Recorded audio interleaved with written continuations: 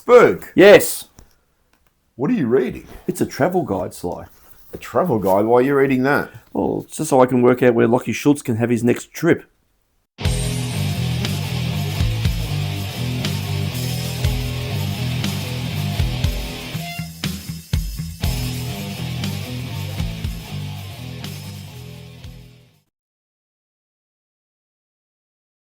Welcome to the Collingwood Rant. I'm Sly. And it's only a trip if the ground doesn't stop you from falling, Spook. And it's only a loss if you fucking don't kick the goal if you give the opposition 8 goals head start. Remember, they thought it was the Commonwealth Games. How And we were playing with a handicap. Well, technically. how disappointed are you in that opening? To what, the Last Jedi? That's not just the opening. That was appallingly bad for a quarter and a half. So my cousin Nicholas said it after that first quarter. He goes, "This will probably end up being the margin," which is exactly what it was. Was it? Yeah, I thought not exactly, but pretty much. Didn't they get out to a 41-point lead or something? And No, first we quarter. lost by 25? Oh, First quarter, like 4 goals up. yeah. In terms of personnel and all that, we lost Maynard. He's probably second most important player in that side. You'd argue that quite successfully at the moment, I would think. Yeah, so him going out, and then Where'd he go? they brought Schultz in, and he didn't look right. The goalie was under an illness cloud, and he didn't look right. Definitely didn't look right, no. So already you're hamstringing yourself with 2. I don't think they really needed to rush Schultz. So I don't know why they decided to rush him. Yeah, that was an odd one because he was still supposed to be a week away. All Of a sudden they're gushing at training that he's training well, which is always a bit of a flag to say that he's going to be coming in. Yeah, so you're not doing yourself any favours now. Obviously, with all the injuries we've got, there's not a lot of alternatives in the VFL as to who we bring in. I mean, there is Sam Swadling, who's done well and blitzed last night, or a couple of nights ago. But against Geelong, I don't know if they thought, as many of us thought, that, well, Geelong's got a lot of outs also, so maybe there'll be a bit of parity. We can afford to carry a couple of guys if the goalie can do a little bit, if Schultz can get away for goal. Maybe that's a win. That could have been the logic. Who knows? But that game, how pissed off are you with the loss? Because I'll go for my nuclear soon. Well, there's two aspects of being upset with a loss. Is one that you're upset with a loss, and two is you're upset with a loss that doesn't involve bettering your draft picks. So We'll talk about the draft pick stuff later on. Well, there's two outcomes here that you assess losses against at the moment. So the first outcome is just the finals aspirations. 1-6 in a Choke row. on those aspirations. Yeah, well, we did that one last week. It's good enough to do twice. But yeah, losing, and probably losing in that way. And I know someone out there will go, that we were so competitive to fight back. I don't think that's a good enough argument, though. The fact that you gave a head start of 8 goals and then you play catch-up, they're very difficult fucking games to win at the best of times when you're constantly playing that catch-up. You got within a couple of kicks. Ooh, we're close. Ooh, look, we fluffed fucking 5 shots in a row. You're always going to be behind the 8 ball because you're expending so much energy to pull the other side back. You know, maybe if you fucking played like that in the first half, we wouldn't be sitting there having this discussion. Well, you look at, I'm sure there'll be some loser out there who'll go, oh, no, we should take the merit out of the comeback and all that. Like, I always go back to that one movie, I've quoted it previously, Fighting Justice. It's got a couple of different titles. But it starred James Woods and Robert Downey Jr. It was made in the 90s. And they were like it's a legal story, and they were like the small-time lawyers against against the Goliath. And James Wood had this quote, just says, a good fight's one you win. And that's it. I don't give a fuck about a comeback if you didn't win it. It does nothing for me. I've got no use for a comeback that fell short. So I didn't give a fuck. No. Great, good on you for fighting it out, but you still didn't win it. We changed our whole pre-match routine. I don't know why they decided. But you and I did. Round 21 is the time to go, well, let's change it up. We'll send you out an hour earlier to warm up, and then you can come out a couple of minutes before the game and then just get straight into it. Did you find that seriously fucking bizarre? To do it now, yeah. It just doesn't make a lot of sense. And then to come out to fucking shit music, just to rub salt in the wound. Well, I wonder which group advised the club that they should be using or doing stuff like that. What was the music? Was there floaties? I don't know. I didn't fucking recognise. Nobody knew what it was. I think, Dave Swan summed it up when he said, he texted just after it all finished saying, well, you think that's one and done. What song would have you played? I don't have capacity to think of a funny answer at the moment now. How does that change any of your answers? I wouldn't have played whatever that fucking thing was. What was it? Hardy Hard? Or something? I don't know. The big boys are coming or some shit. I don't even know. I would have played Daydream Believer. What's the other one that got that last train out of Clarksville? It's a anti-war song, mate. Did you know it? No. But Vietnam. Well, we certainly didn't fight. Yeah. So, really disappointing way to just let them monster us for a quarter and a half. Exactly the same manner in which they did the first time we played them too. Did you notice that? Did it look familiar? Yeah, the one thing, I saw people commenting, oh, we're flat after the Adelaide game. And it's I don't think that was the case. Because we played that game exactly like the Adelaide game. We started brightly for about 45 seconds. And then, as Adelaide did to us, Adelaide just monstered the fuck out of us for the next quarter and a half. Geelong did exactly the same. And then toward the end of the second quarter, we started to get some fight into it. So we actually did exactly what we did against Adelaide. And I think it falls on McRae and the coaching staff to go, well, why are you having these starts that are pretty lethargic and it takes a while for the guys to get into it? Is it because they're old? Is it because it's cold? Is it because... Maybe it's they're old and cold. You need to adjust strategies? I'm just working out when to tee off, but I'll fucking do it now.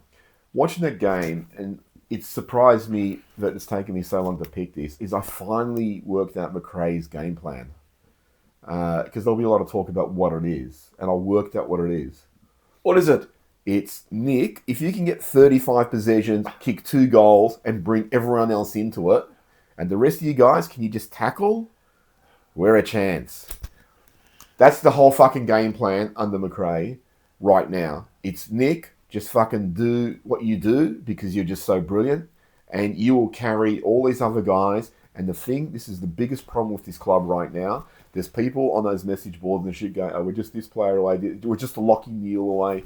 You are so fucking far away from anything you need because Nick is so good. He's covering so many holes. I mean, the fucking guy takes kickouts. He'll take a 1-2 handball at halfback. He'll drive it into the wing. He'll follow it through. He's doing it fucking all for everyone. While shaking a tag. Yeah. And what's the sort of help he's getting? Again, disappointed that McRae didn't try and protect him. He didn't send Ned Long into the middle and just go, look, just put a few blocks on that. Just run through Mullins. Just put a few blocks in, and if you give away a 3 or 2, that's okay. But just put a few blocks in just to let him know it's not going to go all his way. I think Nick in the first half, outside of the first 5 minutes where he got about 19 handballs in that one passage of play, but I think Nick fell into a trap of wrestling a bit with that Mullins. And in the second half, hopefully the coaching staff told him, or maybe just he realised it himself, just keep moving. That's your strength. Just keep running. Yeah, I think Mullins well and truly had the better of him in the first half. And that would have been the time to run someone through him, because I think most of Nick's stats, if I recall correctly, came out of defence. So he was getting a lot of cheap stats down the back there. The pumped some of the... Not that he didn't work hard for the numbers, but it's a little bit overinflated at the start. I think Mullins certainly had the water over him at the start, but then he well and truly got on top of him and it just rendered him ineffective. And I think, look, in terms of Nick's evolution as a player, that was a great time. Look, if you had to say, I'm projecting forward, that was a really good way for Nick to learn how to shake a tag that was having dominance over him. However, at the cost of the game, he should have been dealt with earlier. But I think for the longer benefit of Nick, he's now probably walked away with some confidence around, I can drop these guys. I'm getting better at it. He didn't nullify the impact for the whole game. Yeah, look, I again blame the coaching staff. For everything? I do. McRae's touted this coach. I don't fucking see it. I really don't. Because why? We won 5 games against shit clubs and we beat Adelaide, who, again, as we qualified last week, well, that's Adelaide against us. They win today, Adelaide? I think they did, didn't they? But against the might of Essendon. They smashed Essendon on their 13s. Yeah. I would have said, if I was McRae, I would have said, you know what, let's start Nick on the wing. let's just change it up. Geelong's planning for him to be in the middle, so let's just throw their fucking plans into disarray. Start him on the wing, put him in a bit of open space where he can run off that Mullen continuously. Because in the middle, you're starting flat-footed, and he can wrestle you, and you can get in the trap of like trying to gain acceleration from a standing position. Just change it up a little bit. It's not a defeatist move. It's not saying, hey, we're giving it. It's just let's change the dynamics here. And by changing the dynamics, we're also forcing them to readjust in ways they probably did not expect. Don't just play into their hand of Nick's going to walk into the tag, and that fits into every single thing they're doing, because that Mullins isn't the only one tagging Dacos. They would have set up that whole midfield to go, we have to stop him, so if he gets away from Mullins, then fucking we have players who are going to intercept, block, and all that sort of shit. So just change it up. Do something different. I always go back to that story I told about, like in 92, I went to a Geelong-Carlton game with a friend, and Geelong had two gun midfielders in Paul Couch and Mark Bairstow. And Malcolm Blight, who was coach at the time, started them both on the bench. And in the first 3 to 5 minutes, there was two Carlton players that obviously had been assigned to pick him up, who were just like, they were actually running around the square, sort of looking, going, what do we do? Fuck, these two are good. I can't even find them. It was like, what do we do? And they threw them into a little bit of distress. And then these guys ran on, and they, also had a little bit more, what do you call it? Just a little bit fresher, because these guys would have played for 3 minutes running around. And it just gave them a bit of space to play with and a bit of freedom. And it just forced the other side to fucking rethink, what are you doing? I'll go draw a parallel with the 2011 grand final where James Podgiadley went down.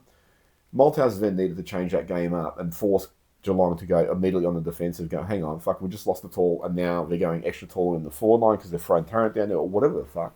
But we didn't. We just reacted to the way they reset. So be proactive. Don't just... And McRae is never proactive. He's pretty much just like this. I mean, all the coaches are pretty much like this. This is the system. This is what we're doing. Oh, that's the problem. Well, not that it's a problem, but it's a problem. When it's it is a problem. Yeah, I find it a little bit exasperating for all the coaches just to go, well, this is what it is. This is what we've always done. And it's like, well, does it always work? If it's worked 100% of the time, I'll shut the fuck up. I'm pretty sure it hasn't. So maybe just change it up.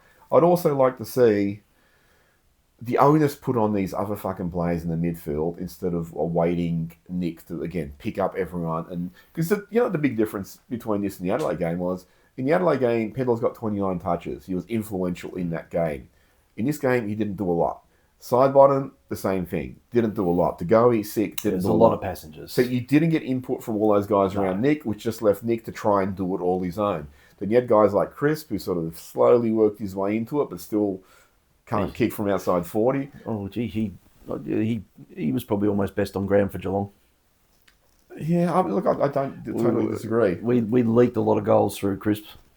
Yeah, I mean, one of those early ones where he was about 10 metres off Dempsey, hoping would win it, and then he'd be clear to run, but they just went the other way, and Dempsey took an uncontested mark. At what point, though, just get on to stay on Crisp for a minute, how much are we glorifying this fucking continuous game record? There are times in Crisp's probably last 2 years he's been deserving of being dropped. After his performance this week, I'd certainly look at putting him back. Do you think that this fucking record is the one thing that stops him from being dropped? I mean, really, at the moment, we're fucked anyway, because who's left to come in apart from Swaddling that has merit? So you're going to get games regardless. If you can fucking tie your shoelaces and run, at the moment, you're going to probably get a senior game. How'd Lucky Schultz get in?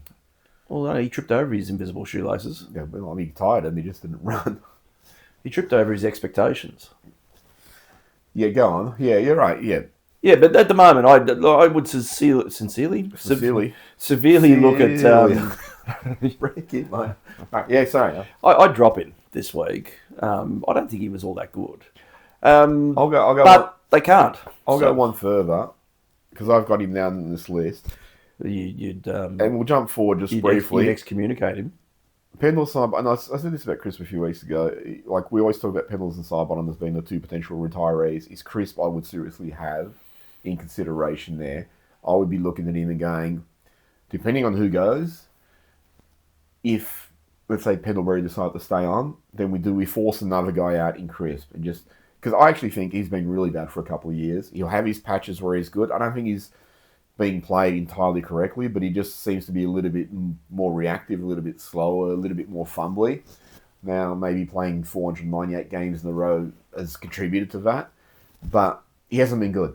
He really hasn't been good. And this list, because of the age profile, they need to consider, all right, we're going to lose players naturally to retirement, but do we need to force a few of this? I would have not re-signed Sidebottom. I would have said, based on last year, on the second half of last year, I would have said he's fired his shot. It was in the first half of last year. Look, we could sign him again, and maybe he'll give us 3-4 good games, and he hasn't done that. But are we talking about how baffling the way that we ended the year with ditching players versus the top? Yeah, we'll get into that later. Yeah. So Sidebottom falls under that. Yeah. So stay tuned. Stay tuned. But just, I think they got to look at that. Second half, we were competitive. Great. Again, very typical, very resembled the Adelaide game, just that Adelaide capitulated, whereas Geelong just absorbed it. Probably had a couple of patches there, fucking Schultz falling over, running into an open goal. And then they went down the other end and they scored. I saw him mouth that there was fishing line there. He goes, I haven't seen a trap like this since Vietnam. That was the perfect Crummers goal, just over the top. He went over the top of the ball. And then you had guys like Chris miss from straight in front, and then they went down the other end and they goal. Pendle's missed when he was steady from about 35, missed. Really sort of shots that they should nail. It's even so. I mean, you said Deggs was crook, but he couldn't even fucking make the distance from 50. That's very un-Deggs like. Yep. So you missed your opportunities. I don't know if they had enough to really pull away because we got to about 17. I think it never felt like. But they're momentum killers. I think when you have those misses, you're coming at them. You're running into open goals. You're having set shots. You're hitting fucking everything except that big gap in the middle. It just breaks the spirit a little bit.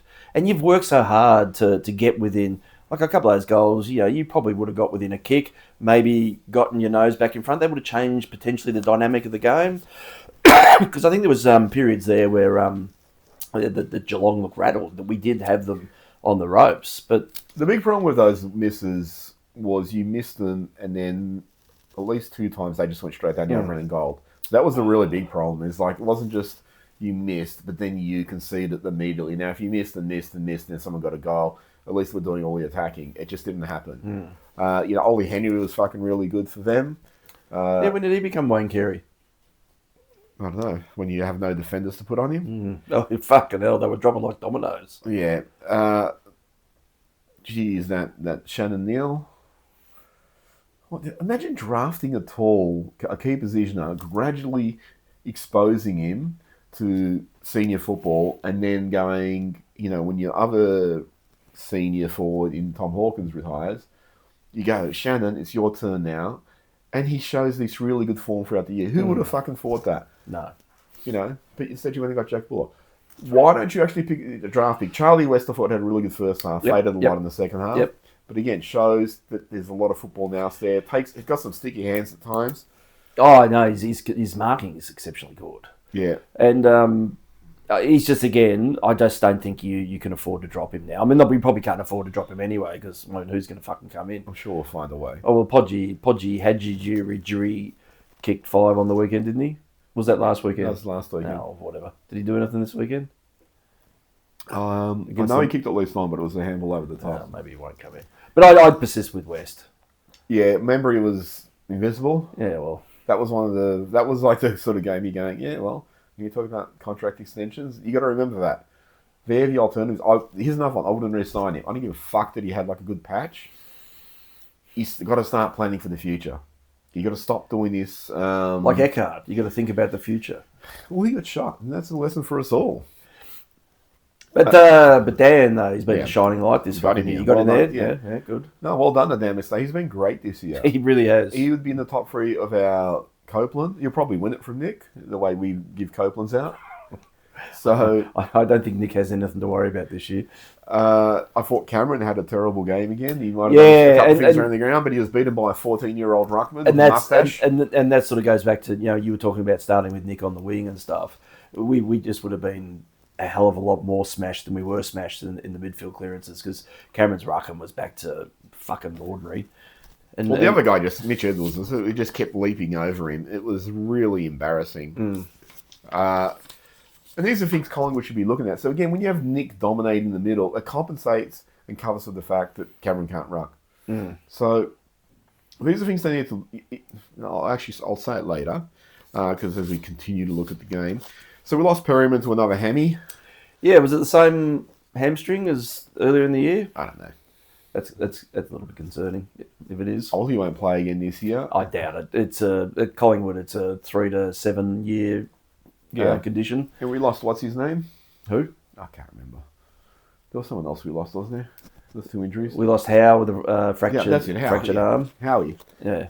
He lost so that's probably his season, although I imagine they'll try and fiberglass his arm and let him play. I doubt it. He was in hospital. He's had surgery on it. I think it was the same arm. Same arm. They said it was around the plate, a fracture around the plate, but I don't know how bad. I mean, you'd need time to convalesce with that. So, well, a fracture in the plate can be pretty serious because I've had plates and they do warn you because you have a big piece of metal drilled into your arm. So if you're breaking it, that's it's like, when you pull a piece of wood out of another wood that's been nailed there, it splinters everything that comes with it. So, so that's, in terms of our defence, you've lost Maynard, Howe, Perryman and Moore. It guts it. Yeah. Quaynor, again, really good. Well done, Isaac. I thought Frammers was pretty quiet.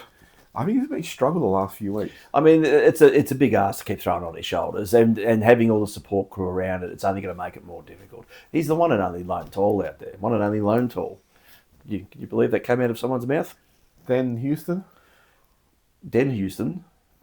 See, you potted him fairly heavily. I didn't think he was pretty average. Yeah, well, he wasn't great, but he wasn't as bad as what you made out. I mean, some of that language, even I was blushing at the other end of the text. Yeah, I thought he was pretty average. I thought, that sort of game where you're like, and look, more and more I just blame McRae because why'd you recruit this guy, but then they're not playing the way he played at Port Adelaide. I don't understand that. Why do you recruit... this has been going, speculated for ages. Why do you recruit him and then play Josh Dacos in his fucking position and then play Dan Houston in a way that Nathan Murphy played? It's like, if you wanted someone to play like Nathan Murphy, why don't you go out and get fucking Battle or Barras or one of those guys, or even Jack Silvani? Well, I'm tipping over the next few weeks he might be playing that preferred position because this will be like that episode of Next Generation where Beverly just eventually starts running out of crew members around her and she's there left alone. Sure. That'll be Houston, the way we're dropping like flies. I'm sure there'll be tons of people to get that reference. Well, I just fucking explained it. You nerd. I know who Beverly is. Someone will post it in the comments. Put your hands up if you know what I'm talking about. Yeah. Not generally, but just for that moment. I really disappointed with the effort. And again, I don't give a fuck about the fight. The fight, who gives a shit? It's... And also, too, I think probably... Catch dropped off a little bit of, to sort of just control it. But I think it really puts into perspective that although we'd won 6 in a row, they really were against no-one teams. Outside of Carlton, who's fucking going great. Yeah. Well done, Josh. Maybe that was a meritorious victory. But... it also probably puts into perspective, and we'll fucking just jump to this now because you don't really want to talk about the rest of the game. Nah, fuck it. Yeah, good. Where does this club stand for the rest of the season? So you got 3 weeks. I'll actually just jump ahead a little bit. The West Coast game, what do you think? Do you think it'll win or lose? Seriously? It's starting to feel like a danger game. I think we respond well with travelling, but the thing is, you just don't have the personnel to take over with you now. You've lost half of your defence. And that's going to be really hard to cover. Who comes in for... So Perryman and Howe's... Definitely out. They're definitely out. And Maynard's not coming back. So, Nor is Moore. No, but I'm talking about for next week. No, I'm just throwing out all the names there. They're all gone. The only defender that looks like he's worth another shot is Jacob Bryan in the VFL. I got that right. I don't know... I know that Cochrane went off in the VFL. I don't know if he was injured or not, but he went off with what looked a problem. They're the only other guys, Howes and Cochrane. You'd have to seriously consider throwing Memory back, and that's the only way he could probably keep his spot. I actually don't think it's a danger game. I think we'll lose. Yeah? I just think we'll lose. I don't think we'll win another game for the season. it feels like 2024, where we had that brief resurgence, we got back up in the top 4, and then after the bye, we just went to shit. Yeah. And that's what it feels like. I think they've done, see, I'm going to commend the coaching staff now. I think they've done an admirable job of patching holes with the injuries that have been going on, but I think it's just catching up. I think Frampton's emblematic of that, but he was really good, but he's now struggling to, and that's just simply because it's just getting too much. One of the things with Frampton too is the ball's just coming down with such speed and direction. It's like no defender can really do anything. But I think other players are starting to feel that also, and that's just going to mount up. West Coast lost to Richmond, so that's a kick up the arse from 1. Did they? Yep. Fuck. I think also what will happen if I was coach of West Coast, who the fuck's their coach? I don't know. Worsfold, isn't it? No, it's that guy from Richmond. Yeah, him. Matty Knights? Yeah, that's him. I think he will turn around and say, remember the way they treated you and perceived you for Pendlebury's 433rd game? Yep. Let's fucking get them back. These guys still think they're a finals chance. Let's kick them the fuck out. I think there'll be a lot of animosity. They'll smell blood. They'll definitely. But I think they'll come out motivation to just go, let's just fucking crush them. Let's get a win. This is our grand final. It'll be like IDAC. Yeah, in front of these references are going to kill listeners. But it'll be one of these games which it'll be their marquee game for the year. It'll be their grand final, do you think? Yeah, it'll be there, and then it'll be let's just smash them for the fucking, because this will be the one we can hang our hat on for next year. And then you got Hawthorn. This will be the one I'm remembered for. What's it? What a movie. And then you got Hawthorn, who I think will smash us. Oh, you reckon? Yeah. And then Brisbane, after getting smashed by Carlton. Well, as Peeves said last night during the text, because we all sort of were messaging each other during the Carlton game, and at the end of it, Peeves said, "There's no fucking way they're not going to do anything other than destroy us on like they did the prelim when they play us at the last round." Yeah, we over there, or they're coming here? They're coming here, aren't they? Yeah. So I don't think we'll win another game for the rest of the year. Now this goes back to what we're going to the bigger discussion here. What should we be looking at for the rest of the year? Should we be looking at finishing as low as possible and getting a better draft pick, or still going for those finals and possibly, let's say we finish 8th, in which case we have to play a wild card fucking game anyway. Mm-hmm. So people say the 9th, 10th spot's a wild card. No, they're not, because it's 7th versus 10th and 8th versus 9th. Is that it works? Or I thought it was 7, 8 and 9 versus 10th. And then those two winners play each other the following week. Well, maybe I got it wrong. It's the last 4 that play the wild card round. Yeah, that's what I mean. Yeah. I don't know the order, but yeah, I thought it was. I'm sure I heard him say that it was whatever the fuck it is. What 7 and 8th play, 9th and 10th play, and then the winners play in the fight. Yeah, but look, what are the following week? But the point I was just trying to make is everyone goes 9th and 10th for the wild card, but it's not actually that, because if 4 of them play, it's actually 7th, 8th, 9th, and 10th. So they're all wild card entries now. So what's worth more to this club? To go for the finals, potentially get into the finals. You do have all these guys out now. They're not coming back. Moore's not coming back. Maynard will be really hard-pressed to come back. Howe will be really struggling to come back. Perryman could potentially be back for a prelim if he made it that far. So which year? Yeah, well, these are the injuries. Elliott's not coming in. So what are we looking at doing? What do you think's best for this club? I think we just keep winning so we can develop a winning culture, Sly. How much do our supporters shit you? Out of 10. I'll just go off on a tangent before I answer the question. There was a discussion at EB&W where a poster, I don't know whether he's respected or not, pointed out that I hope we don't win any games so we get the better pick. And I'm not totally disagreeing with that logic. I think, it is the system that the AFL put in front of you, and if you can't go deep in finals, what's the fucking point? Especially when you come off so many years of being in finals, it's not going to hurt to take a backward step. Can I just interject really quickly? Can you remember what you were going to say? For me, it's not even about going deep in finals. It's about winning. That's all it fucking is. Well, it's about winning. That's it. Yeah. So if you can improve your position in the draft, it's not a bad sort of outcome, considering that we do need to get back into the draft after we haven't been in the draft for about 80 years now. We like to trade it away as best we can. Well, we were still making lists through conscription. Mm. So that's where I'd sort of sit on that one. What was your question though initially going in? What's better for us? To play finals or to lose? And I don't think after the run that we've had and the years that we've been up, there's anything to be gained out of finals other than giving some people some experience now. But I don't want that experience to be a fucking smashing. At the moment, we don't look like we're going to contest anyone that's above us with any degree of... essentially we can't. With the outs that we've got, it's extremely difficult. That's people should consider that. So I think if you can go back... Look, at the moment, I think it's better to probably lose and improve the draft position. I don't give a fuck about this wildcard final round. That's just purely us turning up to take a chunk of money off the AFL and the AFL making a chunk of money on fucking TV rights for that. What money are we going to make? We're just going to give it back. Oh, that's the way that their system works. They take the money from us and they redistribute it to the shit clubs. There's very little to be gained. We're a club now that's on the descendancy. It needs to be rebuilt. What is a final appearance going to do?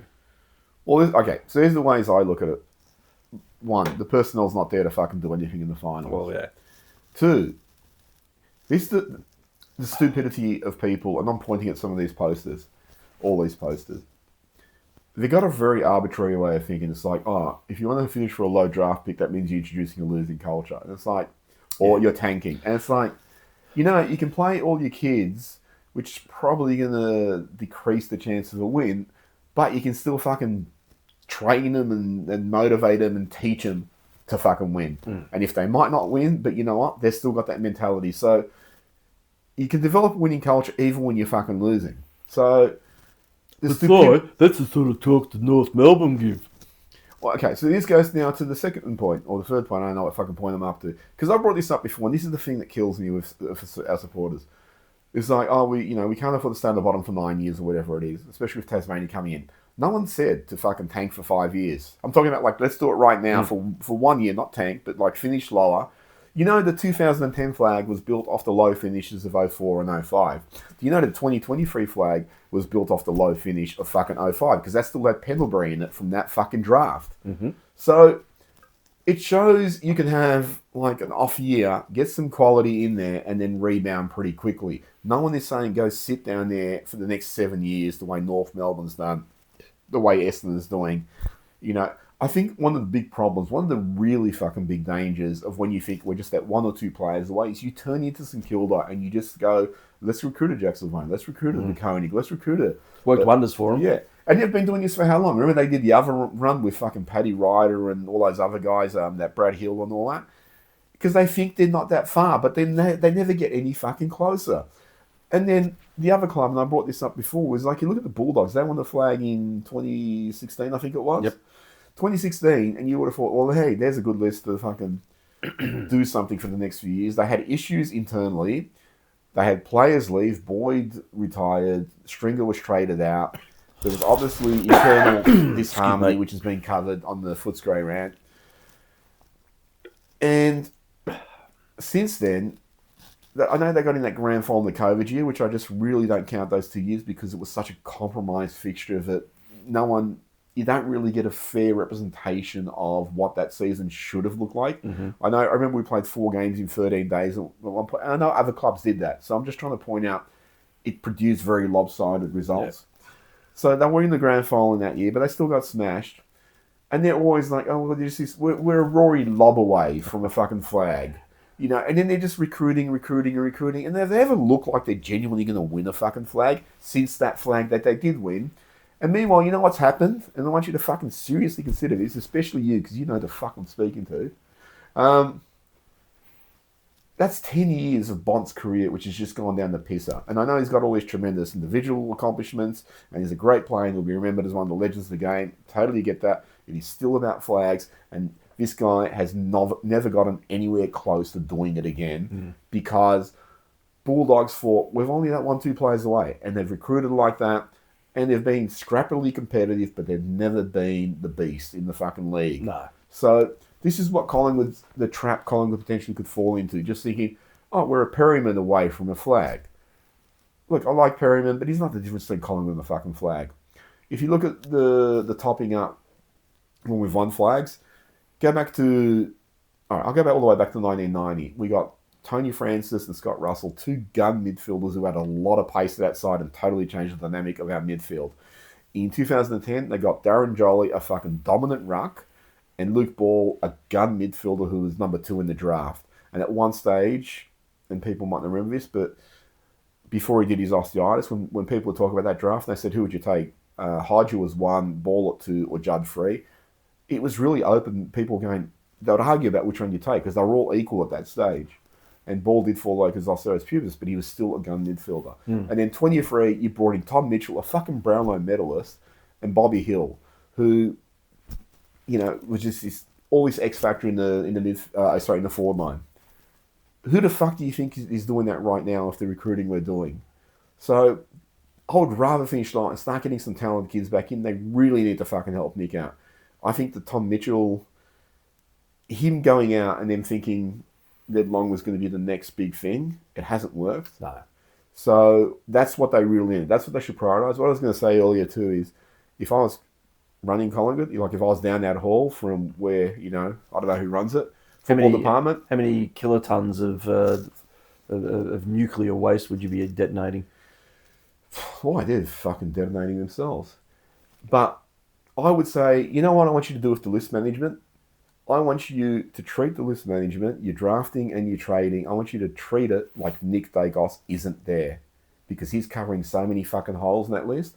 And I want you to take him out of the equation and go, now what do we need? And you're going to find you need a fuck of a lot. Not just, you know, 1 or 2 players. Not just Lachie Neale. He's not going to do it himself. So that's what frustrates me. Is like, you know what, you can fucking pump some... for the rest of the year, you know what I want to do? And I know you won't do it because it's McRae. I want to fucking McRae to go, you know what? Swadling, Anderson, Long, you're going to be full-time midfielders. Let's see what you got. Ned, you got 3 weeks to impress me and we'll keep you on. If you can't show me something as a midfielder, I'm sorry, we're going to have to cut you because you aren't capable of playing anywhere else. This bandaging of, hey, we'll play Ned Long as a forward and that sort of shit. Yeah. He doesn't have that. Is he out of contract? I don't know. He would have signed like 2 when we drafted him, so... We probably gave him 10 years. Yeah. You know, Swadling, Anderson, you brought him in as this mid, you know, he's got a bit of pace, he's got a bit of mongrel, he's a good tackler. Let's see him play as a mid. Give him that time. Swadling has to play. I mean, he genuinely looks like he's a potential gun. Well, Swadling has really impressed me because throughout his time at the VFL, he's just continually impressed. And the thing is, and we talk about this with other players, is when he's been dropped and been sent back down, he's just monstered that fucking league. And then he's come back up. He hasn't come back up, but he's demanded to be called back up. Yeah. So, and you're talking about, you know, support for Nick is your prime candidate. And I think the emergence of Ed Allen too, assuming we're keeping him. Yeah. Well, Allen's another one where they really just got to go, what's the future look like? If you go back to you know, when we rebuilt for that 10 flag, Malthouse was giving these big jobs to people like Ben Reid, to Nathan Brown. You know, he was bringing Pendlebury in. Pendlebury was our best and main midfielder from 2007, 2008. That was like 1 year into his fucking career. You know, Dale Thomas had a lot of responsibility. I know these guys were coming in as top draft picks. Again, there's another lesson for you fucking Collingwood. But Malthouse gave all these guys time to show their wares, and so he could actually see what do they have to offer. And the guys like Chris Egan, who didn't, he cut. He got rid of them. You know, and then come to 2009, 2010, these guys had 40, 50 games under their belt, and we still had a few, like Chris Dawes was still only about 10, 20 games when he came in 2010. But they hit the ground running, and they just fucking dominated. And we're not doing that. Anderson's going to have, say, 10, 15 games at the end of the year, but he's going to be as a full forward. It's like, that's not what you're trying to develop him to do. No, and you're doing that at him for a while. You need to drink. No. So you're doing that at the you're not really doing it at the expense of them in that position. You're doing it to cover the guys that you deem to be more experienced in those positions who are underperforming. You know, there's no reason why, you know, DeGoey or something couldn't have been pushed up forward and Anderson takes his spot because the output from DeGoey in the midfield was negligible. So if you're going to be negligent, you might as well do that in the forward line where you may have something up your sleeve that you'll snag a goal or two out of. which is probably what you're expecting Anderson to do, and he's probably been okay at that. Well, but you want to see Adelaide, but you've got to start prepping for the future. And at what point do you do that? If you still, so you've gone into the season. I think we talked about this before that you brought up. So you've gone into the season, you've cut Mearcheck and Cox and that. You're basically looking at the season, going, well, this feels like it's a development year. It's now. A step back because these guys who probably would have helped you go deep in finals, you've gotten rid of. But then as soon as the season started, it's like, well, we're playing to win.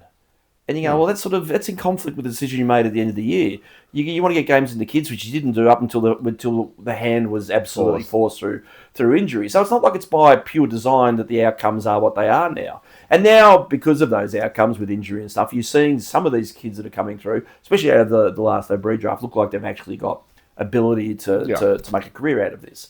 But you reckon if you didn't have those injuries that we did to Elliott and the likes of that, they wouldn't have been given the chances that they were given. We would have gotten some in, but nowhere near as much. It's like if Cox was still there, they would have played him in front of Steen.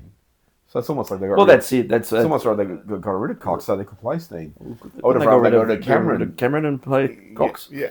But look, I agree. And this is the thing again, is like, Anderson can pinch hit up forward. He did it against Adelaide, but he's not the goalie. Like, the goalie has genuine forward craft. Yeah. So you throw him down there, he's genuinely a threat. You're throwing Long and Anderson down there just to hold down positions. Yeah. And you're doing that in the VFL with Di Matteo, although he's kicking a couple of goals. But it's this thing of like you're getting games into them, but I don't know how much it's really developing them because they're not in positions that they're meant to be playing. And I understand we've got issues.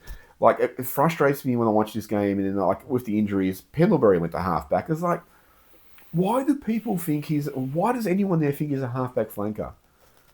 He's nothing like a halfback flanker. Unfortunately, Pendlebury's another one. He's really just one position, which is midfield, and that's it. He doesn't have the pace to sort of play these fucking other roles. Sidebottom potentially could be a forward pocket, small forward. They've never thrown him down there. He's another one who finds himself down at halfback. So they make some weird calls about who's going to fill holes.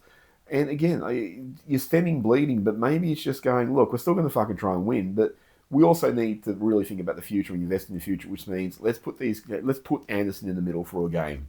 Let's play Swaddling on the wing for a game. You'd think if we lose to West Coast, which you're confident we will, that's the season done. It doesn't matter about. I think it's difficult for us to fall out of the 10. Does that sound about right? It'll be Ram did some calculations the other day, and it sounded like no matter what the outcomes were, but I'm not sure. I can't remember whether that was dependent on beating Geelong or not. How that set up the rest of the year, but I think it's unlikely that we fall out of the. It's going to depend on results, but yeah. I mean, if we lost all 4 games, maybe that's. But I think a lot of the calculations are based on us beating West Coast. That half a game is probably going to keep us in. The one we got against the Hawks, it should have been a full game, but anyway. But ultimately, what are you going to fucking do? You're going to probably lose the first final win and then lose the second week. There's no way you're winning a flag from that position with the list that we currently have. So we'll go back to 2. Like, if we, what I'm saying is if we lose against West Coast, surely you go, well, you might as well fucking tank the rest of the year now. Well, it's not even tanking. It's just because really, tanking would suggest, all right, take Pendlebury and drop him, drop fucking Sidebottom and bring in Di Matteo and all. Again, you just bring these guys like Anderson, just stick him in the fucking middle. You know what? He might perform so well, you win. But being a young player, and if you're playing Swaddling on the wing, and you're giving these young guys this much responsibility, because they're young and inexperienced, you're likely to get less of a return from, because that's what young players do, young teams do. When I say tanking too, I just want to clarify, this is where you send player X, Y, and Z off for surgery early, so they've got better chance of recovery to start pre-season. You give the last chance kids a crack to see what they've got, because you're going to do a bunch of delistings. Yeah. It's more around that, not just going out deliberately to lose, but it's shaking shit up like you were also saying. Going back to what we're talking about, like, you got rid of Mychik, you got rid of Cox, Hoskin retired. So you're looking at your preliminary final team, you've lost 2 to 3 players because Cox was sort of in and out. But it took you a while. But you lose these 3 guys from your starting 23, potentially your starting 18. And maybe that's not so bad if you have, the next run coming up. So you go back to 208, 209, where guys like Rocker and Prestigiacomo and that went out, and Wakeland went out. But you had Brown and Reed and Cloak doors coming in. So you had guys ready to come in. We didn't have that. So you got rid of those guys, and your one trade was Jack Buller, like he was going to solve all those fucking answers of ruck and forward. He's still a kid in terms of experience. So you didn't really improve the list to the point where you should have been realistically believing, hey, we're preliminary finalists last year.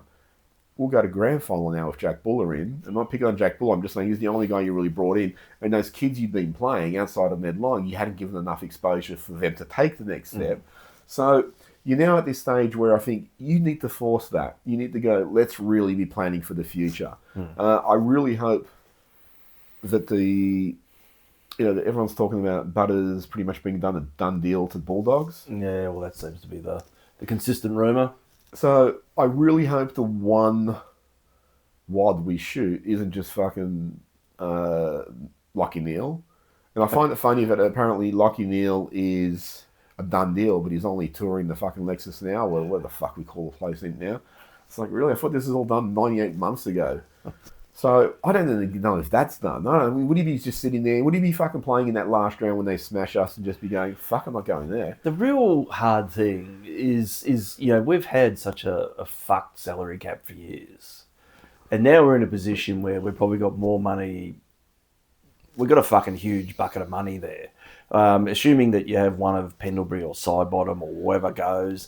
I mean, they may be on lesser amounts at this stage of their career. We've had $750K allegedly pumped back into the cap with the departure of that other guy, he who shall not be named, Bobby Hill. Who else is potentially leaving in the year that be on Bitcoin? Oh, no one's potentially. I mean, it's Pendlebury, Sidebottom, Howe. They're the three older guys. I mean, more, I don't know. But even so, what's the entry level for delisting a kid? Well, they'd be on a couple $100,000 or something. Collingwood is about 800. Yeah. So you're going to have at least $2 million easy in the cap. If you can't just let it sit there. You've got to allocate it. So you obviously give more to Nick and all that sort of thing, but you don't want to get in that position where you're fucking yourself for the future as well. So there's going to have to be some astute management of that cap if we don't land any big names. Lockie Neal will give him $800,000 or something. So that pretty much is Hill's money going to someone who's going to turn up for work. Then the rest there that supposedly we're going to throw a King, Butters, and all those things. It has to go somewhere because you have to spend fucking 90% of the cap. What was I meant Jesse Hogan? Oh yeah, would you? No, seriously, fuck. And that smacks of desperation that you are desperate to get some names in because you've talked the talk and you've failed again, potentially, because we don't know what the outcome is. Well, you've failed to land any decent quality free agents. And you had Ned come out this week and say, running sheet. Oh, okay. We'll get to that. Let's incorporate now. So he's come out and said, he's coming back to Victoria. Qualified it with an if, should have been in front of that statement. But if he was coming back to Victoria, then he'd be insane not to come and look at us, type thing. And that's not a conversation you really would be having now, surely. No. These discussions would have been ongoing and all that sort of thing. The fact that you sort of publicly almost, it's not berating, but you're flagging something that you really would have loved as an outcome to the media, it does smack of a little bit of desperation at the same time. Like, we can't understand why these people aren't coming to us. Why aren't they kicking the fucking door down? We're cashed up, we're the biggest club going around, you got all these fucking marquee events around you, which, you understand, it's not every player's cup of tea to come to a pressure cooker environment where you're going to be scrutinised like no one else does at Collingwood. That could be a bit of a turn-off, but at the same time, in essence, he's right. Well, I mean, I still don't understand why we aren't fucking having people ringing us up saying, geez, any fucking positions going, or you wouldn't mind fucking coming playing for you guys. It just doesn't seem to happen.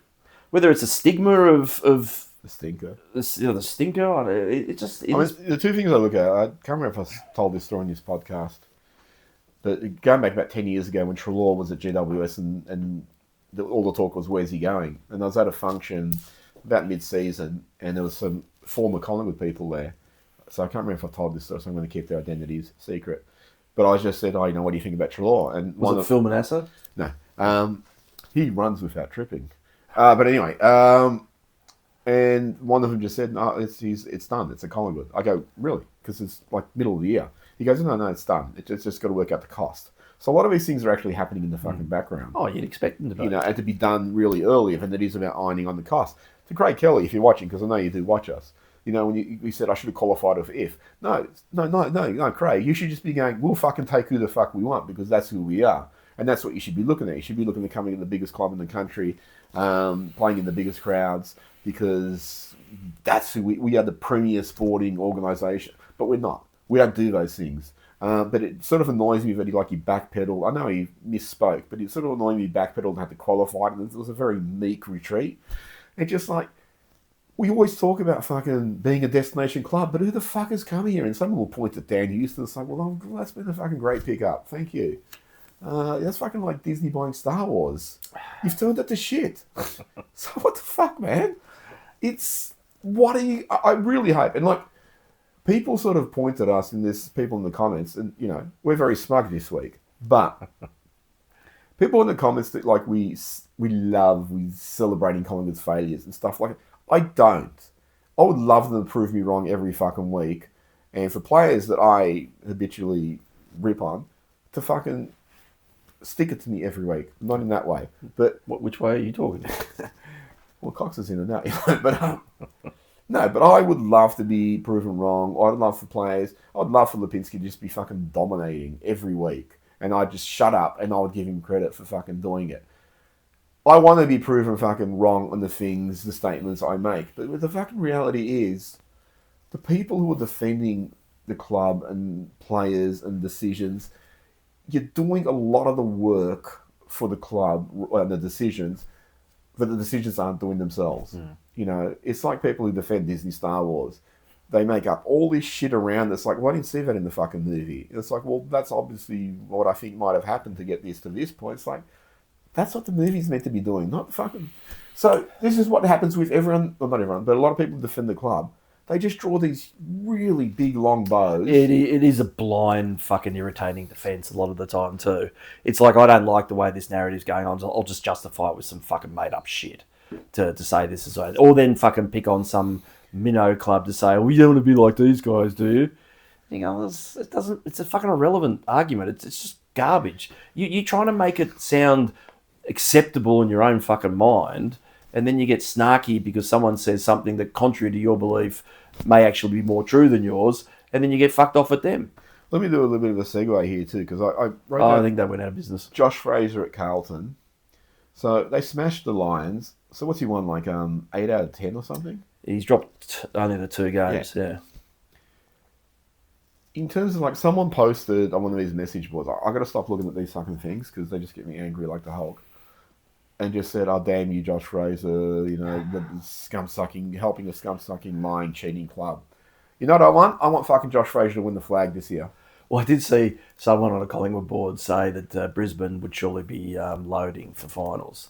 So we're using our excuses for our downturn in form and now overlaying it on other clubs because they would rather Carlton lose than accept that maybe they were better than Brisbane on the night. And they were markedly better than Brisbane were on the night. That's just the way it goes sometimes. But the thing, I like to see Carlton fail, but the fucking thing is, I'm not going to fucking hang my whole 2026 and whether it was worth it on Carlton's failure. I would rather they fucking won and then that turned us back into the chaser. Oh, we're now one flag behind them. You go fix that, Collingwood. Don't fucking just go, oh, well, fucking Carlton shit and Collingwood people are helping them resurrect. I don't give a fuck what the other clubs are doing. I give a fuck what our club's doing. Mm-hmm. You know how I want to be the best? By being the best, not by trying to tear fucking other clubs down around us. Go out and do what we fucking need to do to be the very best. I don't see that happening. I've said this before. I haven't seen that happen since the grand final, since the flag. I think there's a lot of fucking problems at the club. Like I said, they should be recruiting or trading their whole list management like Nick isn't there because he covers so many fucking holes. I almost wish come next year that I don't want to wish injury on him, but he misses 4 to 6 weeks. So you can find out what that football side looks like without him there. It's a scary prospect. Because he covers so fucking many issues. He works his way all over the ground. He's taking kick-ins. He goes forward. He's getting centre clearances. He does stuff. I seriously, already, taken out, longevity and shit like that. He's the best player I've seen at the club. Oh, yeah. He does things I've never seen anyone else do. He's out there trying to get a winning culture, though. Yeah. But his ability to run to contests, to keep running, to create opportunities, his kicking, his vision, his awareness, all that sort of stuff, while wearing the heaviest tag every fucking week. Like I saw this one guy on Instagram, it's pretty funny, just talking about, he was tagged by the best tagger in the comp, and he got 35 touches. It's like, so what the fuck do? You don't play the tagger who gets 50 touches. He goes, if the best tagger in the comp could only hold him to 35 touches, what hopes fucking anyone got? Yeah. Could you imagine what he would look like if he had a Butters? But you look, in the same game, Ed Allen tagged Bailey Sniff. He kept into 19 possessions. He had very little impact on that game. And Smith's generally pretty good. He's not a bloke that you're ever going to see put his head over the ball or anything like that. As an outside runner and an effective user of the ball, he's really damaging for Geelong, but he did fuck all. And nothing was spoken about in that respect. It was all about the great job that Mullins did on Nick. And it is that tall poppy syndrome that everyone is desperate to tear the champion down. And he just keeps thumbing his nose at all comers. And he's playing in the shit side.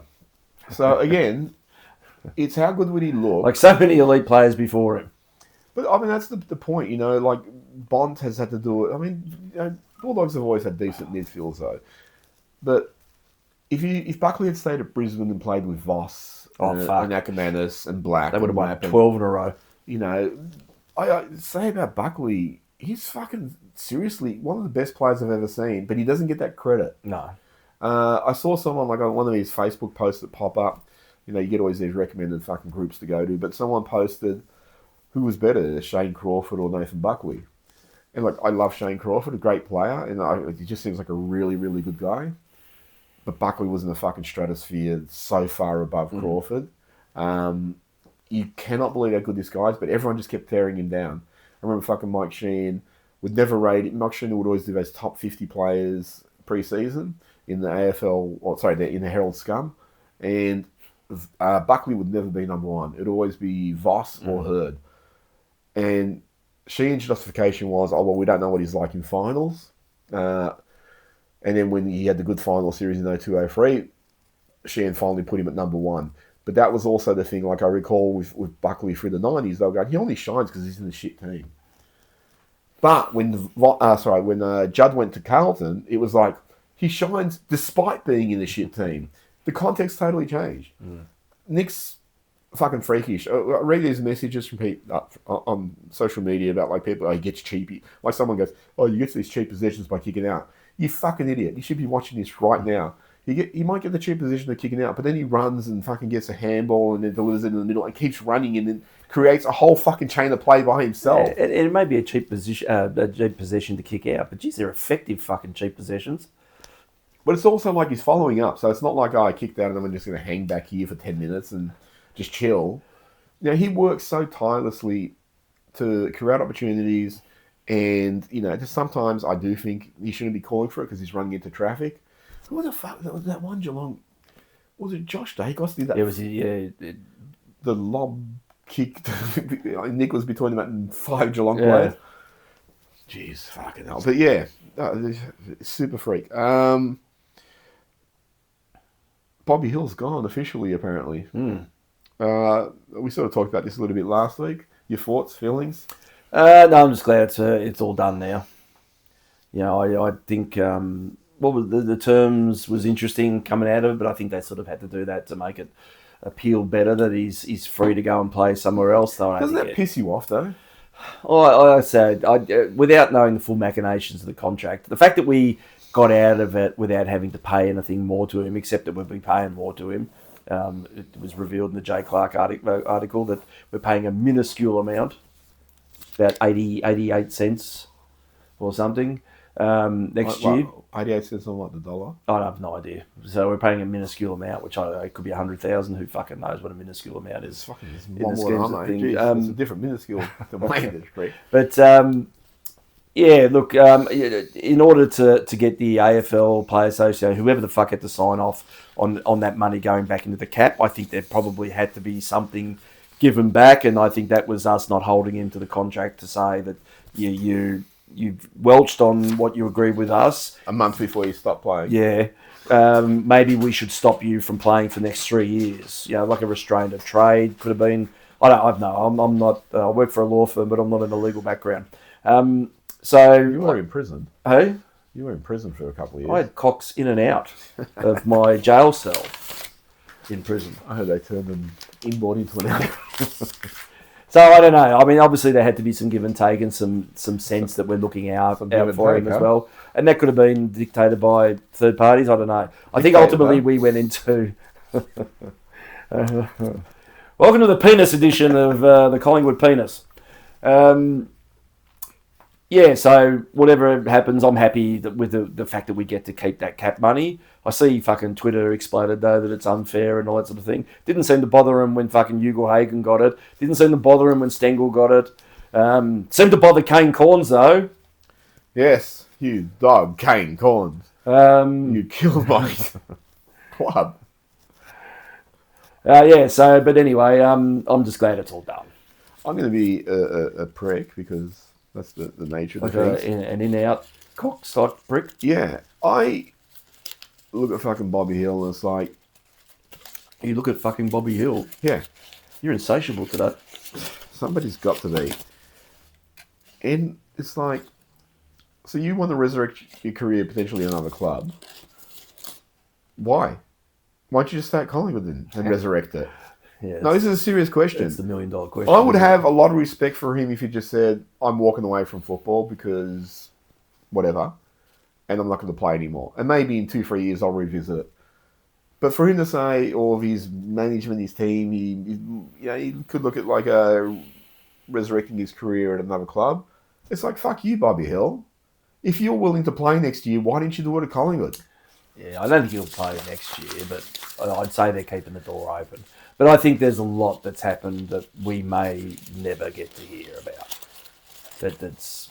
You know what, I think an interesting thing for the AFL introducing situations like this and Ugle-Hagan, I mean, they're all different. Like, we don't know all the full story.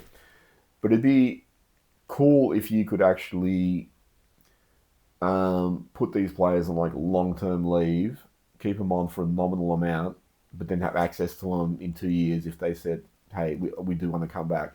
Say, like say, go, all right, for the next 3 years or remainder your contract or whatever, we will pay you this small amount. It sits outside the cap because it falls into that.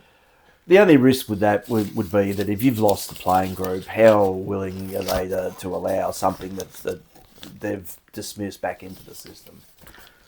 Well, but it could be also, that if, do you say to the playing group, well, look, if we put him on this list, and he comes back not this year or maybe next year, would you be open to that? If the playing list said no, they just go, well, fuck it, you're out. Mm. But if the playing list said, well, look, we're amenable of that. I mean, Jeremy Howe's talked about he still catches up with Bobby. So I don't think they're entirely... I imagine there's two sides to this. There's the professional side, where the playing list is like, fuck you. And the personal side, which is, mate, we still love you. You're a friend. You're part of the Premiership 23. And we'll always have love for you. So I think there's a division between the two perspectives. And I think you could probably revisit it and just say, hey, would you be open to this? And if you're not, well, fuck it. But anyway, but that also is the sort of thing, like, that might actually help them if, guys who, like, just... Because that would also work in different situations. I've said this before with certain players.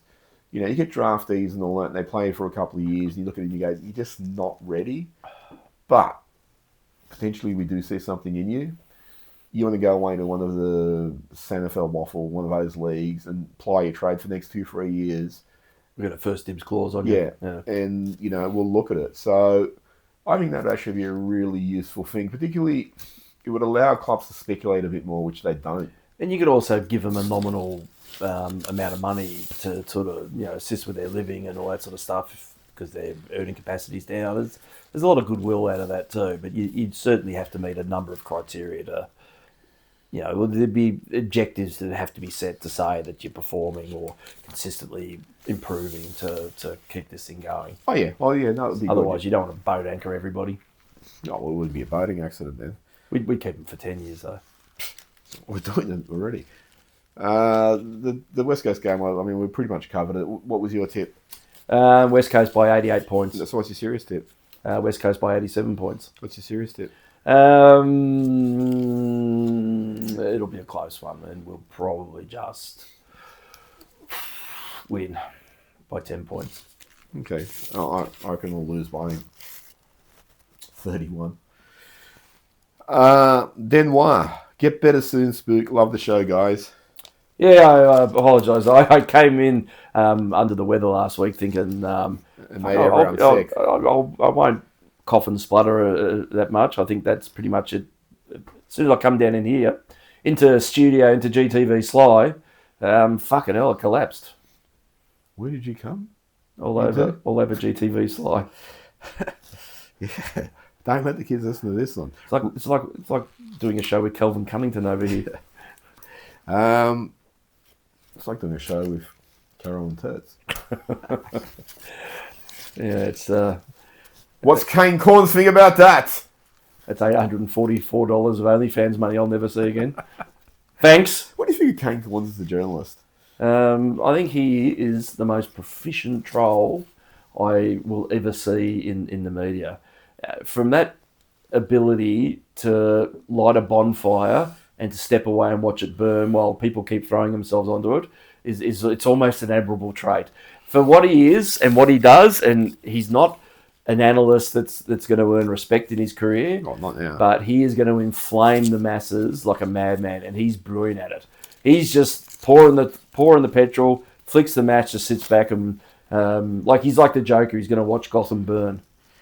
What would you advise supporters who fall into the trap of answering him? And I mean, he'd be triggering people who rarely post. Well, the thing is when you answer that, you're actually feeding him exactly what he wants to eat. So you're on a hide into nothing, and that's easy. He knows what he's doing. He's not going to take you all on one at a time or anything like that. You get the yellow clouds, and I admit even wonderful specimens of humanity like myself get sucked into certain people that I despise. That you feel like you want to be giving them a bit of a chop. Which is fine, but the thing is, chop, didn't you? Hey, yeah, chop, like a lamb chop. You give them a lamb chop, and they just go, "Fuck, what am I going to do with this?" And I'll have an idea of where you can insert that, you prick, if I don't like you. But my social media attacks are generally because I believe that there's a demographic there that they're measuring the responses with, and maybe I'm having some benefit into changing opinion of that person's behaviour. I wouldn't want to call them politicians, but they're the ones who fuck me off more than anything. But for people like Corns, there's no point responding because that's exactly what he wants you to do. Well, he's like what's his name in Flying High. No, that's exactly what he's expecting us to do. He's like those monkeys in Superman, in James Gunn. Fuck. Seriously, why did you let something like that go to fucking... It's stupid. They were working on the script, I believe. Fuck. Is that meant to be... Maybe it was meant to be funny. That's what... Yeah, it's meant to be funny. Like, yeah, well, it fucking wasn't. It's like you go back to...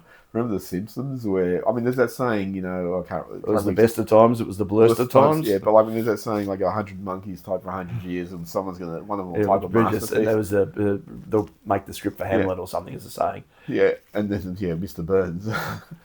That's the best times of the blurst of times. It's one of my favourite quotes, that one, to use. But that's what I think, Gunn was trading on. It was like these monkeys are producing... all the bot rage or the social media rage. I tell you where the rage came from, James, and it wasn't from those fucking monkeys. You should have had cane corns. Should have just been a roll of monkeys and cane corns could have been in the middle. And they could have all blurst. I mean, I've said for years, AFL media is just, not all of them, but the majority of them. The group that Kane Corns, John Ralph, those sort, they're just parasites and they're just fucking tabloid journalists. If you still had those newspapers that would report like, I was kidnapped by aliens last night and I'm now carrying their child. Was there an anal probe in this? You seem to be full of it today. Or I saw Bigfoot and had tea with him. That's where people like Kane Corns would be writing. Robert Toohill. Two Hills? Two Hills. Was it Mr. Underhill? Two Hills. 627. Two Hills as in two hands? No. Two Hills as in just two. Does he want two Bobby Hills? It's Two Hill, not Two Hills. Oh. Spook should have been managed this week. Brave soldier to front up when sick. Well, it was beer, so... Well, yeah. It was beer. One man's poison, another man's medicine. Ashen Prism. Spook looks and sounds like a Disney Star Wars main character. That's fighting words. Which Disney character would you be? Would you be because you work in IT in the world away from the Rant, so you'd be that little fucking thing that reprogrammed C-3PO. With the fucking Bubba Frink. Bubba Frick? You know its name. Oh, fuck. Because I watched The Mandalorian versus Grogu on the weekend because I'm a fucking idiot. Did you watch it on Thursday night? Oh, fucking Jesus. Disney. You blurst of times.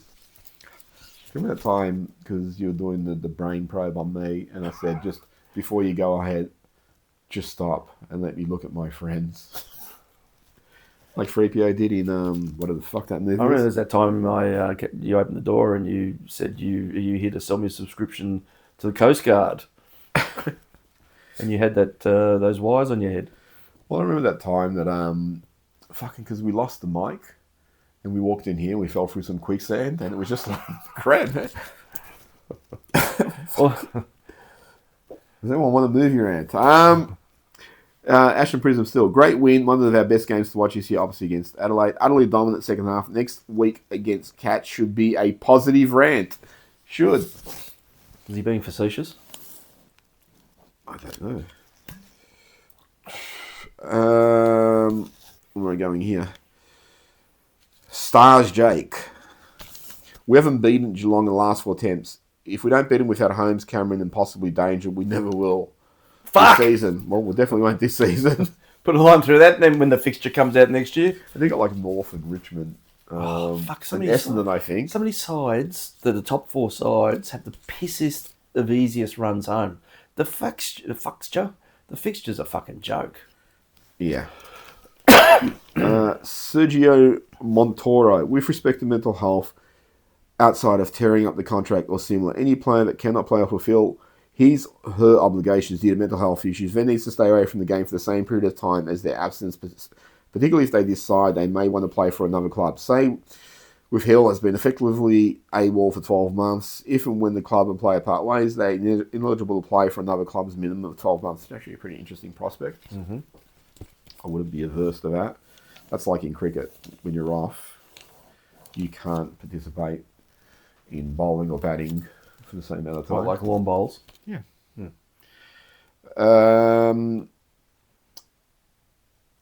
Costa Vassilos. Who? So this is in relation to me asking... Cost of living crisis? Yeah. What's his name? Costa Vassilos. No. This is in relation to me last week saying, why did Fly wait 14 weeks to change the game plan? I think Fly changed the script because we got worked out early last year and fell away. This year we may have tried to be smarter, and we are now peaking at the right time.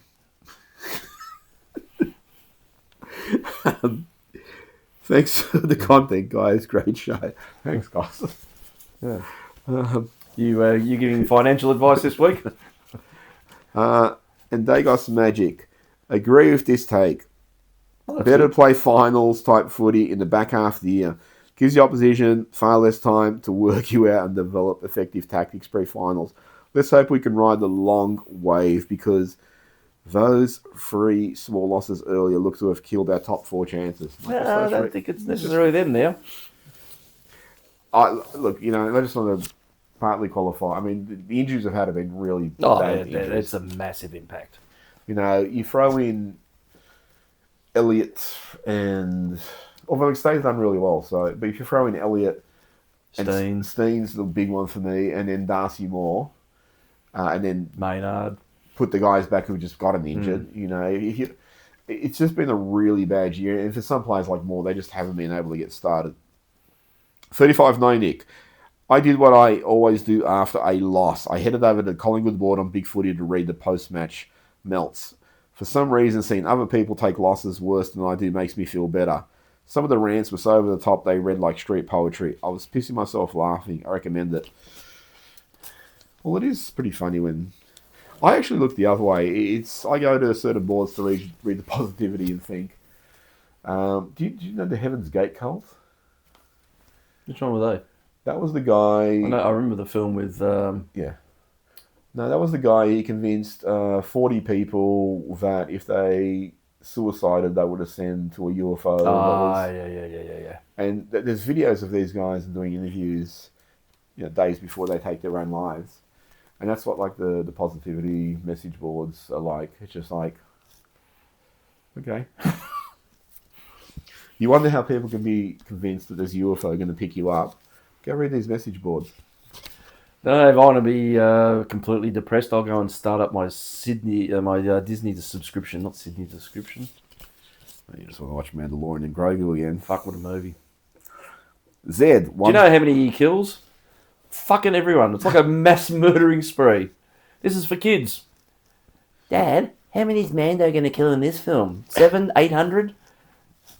How much minutes work do you think Pedro Pascal actually did on set? They actually gave credit to 2 other performers in suits, so that one's well and truly been called out. There's only one scene where he takes his helmet off and you go, fuck, put it back on.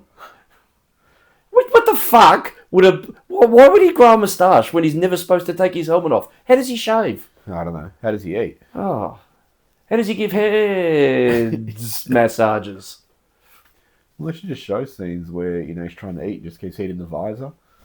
There's one, I'll tell you after this. There's one one genuinely funny scene that I think was actually meant to be funny, but it's so fucking absurd, I did laugh at it. Yeah, what is it? You don't need, keep going, I'll tell you after. They want to know now. Zed, 137. Zed dead, baby. So, is this a Zed from Pulp Fiction? Must be disappointing not to smugly trash the team after we beat Adelaide. Jeez, what did you think when you saw that? Well, it's like with most of the comments. You're taking the piss, you're being serious. It's hard to know, do you get pissed off with stuff like that, or do you just go, okay, look, we've got to be men and we give it as good as we take it. Apparently you're an authority on this after this week's episode. It's all give and take. Do you have the right to be offended by someone criticising you when you do so much criticism yourself? It's always hard to know how you frame some of those things. Now, I did reply to that one about... I got all that. Yeah, okay. Well. And then you replied, not me, the child. The spook. Did you want to read this so I can put it in your voice? I haven't got my seeing eye spectacles on. Thanks for the feedback, and I trust it wasn't disappointing to come here and smugly trash us. I did put an exclamation mark in there. Exclamation mark, yeah. So that is making it a happy comment, if I remember something from English. And then Zed responded, my pleasure, dude. One miserable old man's whinge deserves one back. How you guys are you at your best when you're irreverent and funny? You both picked us to lose to Adelaide by 6 or 7 goals, so spark up, lads. It was fantastic, and we should be excited about it. Can't say why, but might be best to stay away from the mental health stuff. It's a legal medical nightmare. Believe me, it's no fun at all. No. This called me mental health issues. No. Yeah. Was I going to say something? I can't remember. Something about how you respond to... Oh, no, and that was fine. When I read that, it was okay. Well, there's a little bit of poking going on there. That's fine. I think it goes back to what I said earlier too, because we talked about it in messages, and it always goes back to the thing that really pisses me off. This is one thing, not this particular comment, but this was part of it. Is like people always sort of seem to hear what they fucking want to hear. Like I've paid compliments to my whipping boys at times, but when I get criticised, it's like I never say anything nice about them, and it's like, look. As I said earlier, I want these guys to fucking do well. I want the club to do well. I would rather sit here and go to Spook. We don't really have a lot to talk about because they won. They're doing well. Great. I want the fucking club to succeed. So, you know what? I'd be happy to be disappointed every fucking week. and not be smug. I think that, I remember now. It was that thing about you tipped them to lose by 67 cents. But I think that's just part of the fuck. I mean, really, at the end of the day, 6 or 7 goals. Who the fuck can predict the outcome of a game? If I could do it with any degree of the clarity, I wouldn't be sitting here. I'd be fucking on Sportsbet every day of the week. So you can take the piss out of that sort of stuff. I don't think we've ever approached those fucking margins with anything other than... I've only ever done serious ones. Well, apart from you, I've never taken it seriously. You remember you got pulled up? Fucking know. Remember you got pulled up with the cricketer's arms for being negative? Which day? Remember Magic? He grabbed you. He's got fucking 10 goals every fucking week. And then he knocked me. And then he threatened to hit you. Yeah. And then I caught you both in the hot tub. And then I showed just him. you two and Turts. Yeah. Turts. He spends a lot of time in the hot tubs, Turts. And live streams it. So far, I haven't had to give my credit card over any more than once. Although, judging by the charges, though, he's bought 3 condominiums. Did I tell you about I got a scam call the other week? Was it from Turts? No. And he said, your internet profile... How do you know it's a he? Because I heard his voice. What does it mean anymore? Yeah, it's a good point. But he said, your internet profile has dropped from private to public. Do you know how to look up your ISP? And I can check if yours has been compromised. Did you tell him I can't even spell ISP? No, I said, I'm at work, so I can't look that up now. And he just hung up. And Do you reckon he got a promotion that day? And I Googled it, and it's like, that's a pretty common scam nowadays.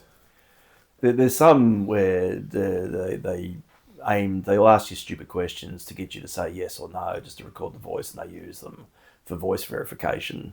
Okay, System, but they're sort of died by the wayside. So, well, I got an email from Stephen King the other week. It was so fucking cool.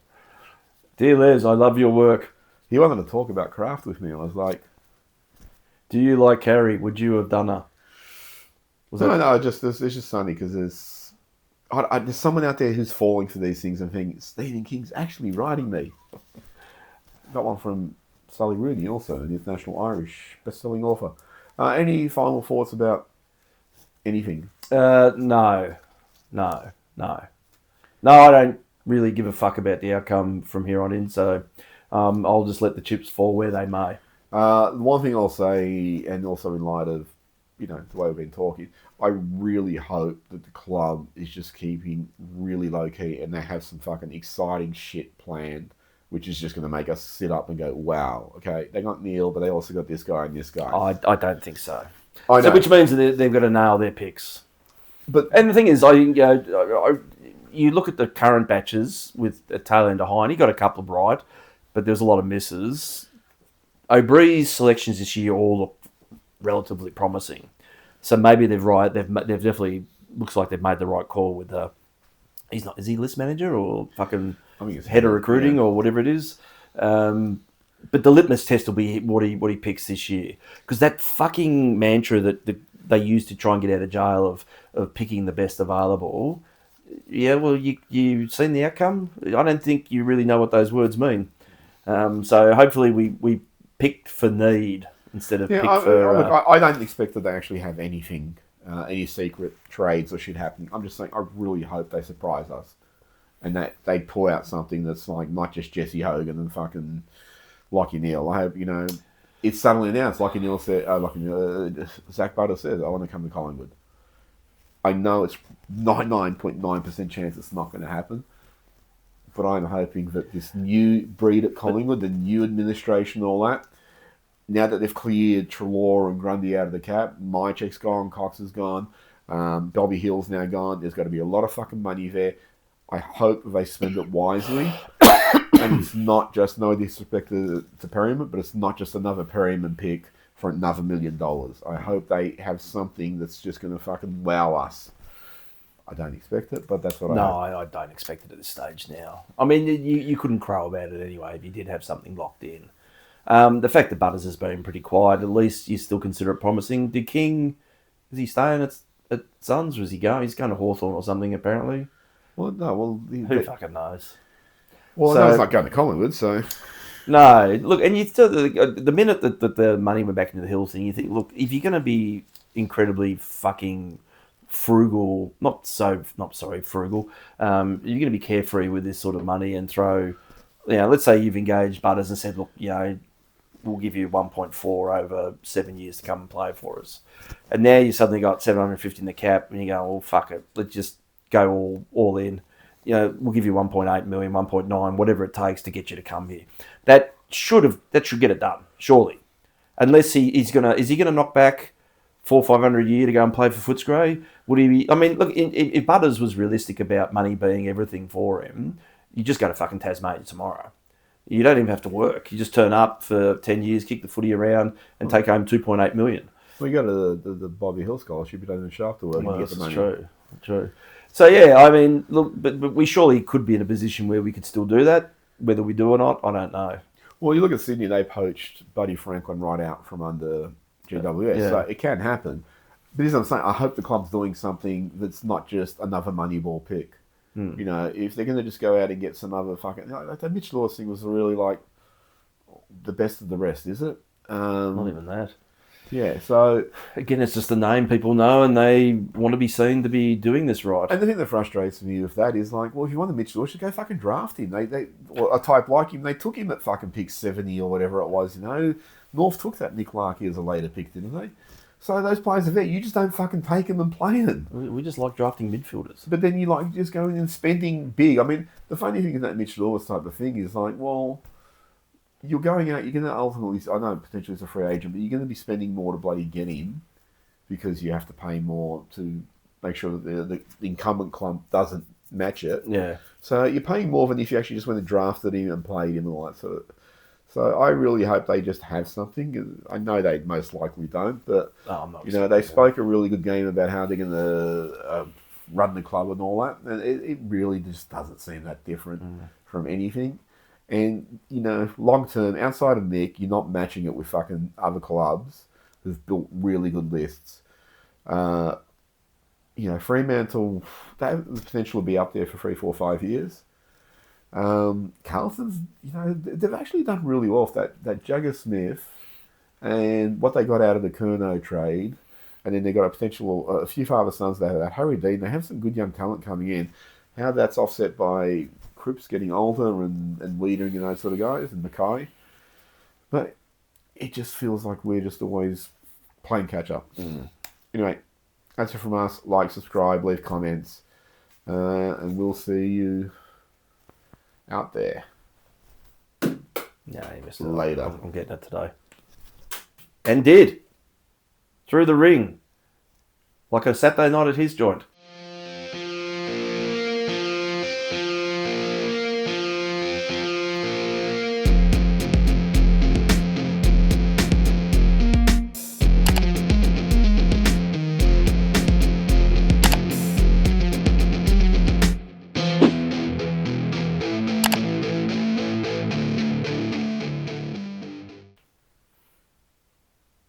But tonight's Saturday. Saturday somewhere in the world. Ah!